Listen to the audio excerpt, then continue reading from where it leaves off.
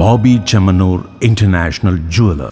ഗീതാപാരായണ സത്സംഗ സമിതിയുടെ 13ാമത് വാർഷികാഘോഷവും ഗീതാമൃതം ഗീതാപാരായണവും 19-ാം തീയതി വ്യാഴാഴ്ച വിപുലമായി നടത്തുമെന്ന് ഭാരവാഹികൾ ഗുരുവായൂരിൽ നടന്ന വാർത്താസമ്മേളനത്തിൽ അറിയിച്ചു.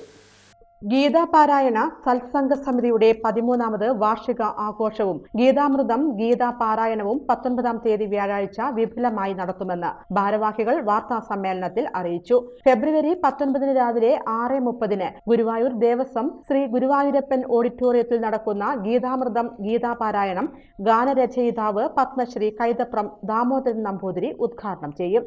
ഗുരുവായൂർ ക്ഷേത്രം ഊരാളൻ മല്ലിശ്ശേരി പരമേശ്വരൻ നമ്പൂതിരിപ്പാട് ഭദ്രദീപം തെളിയിക്കും.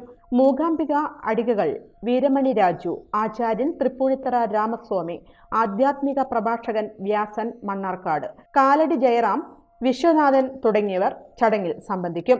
ചടങ്ങിൽ ആധ്യാത്മിക പ്രഭാഷകർ ഭക്തി പ്രഭാഷണം നടത്തും.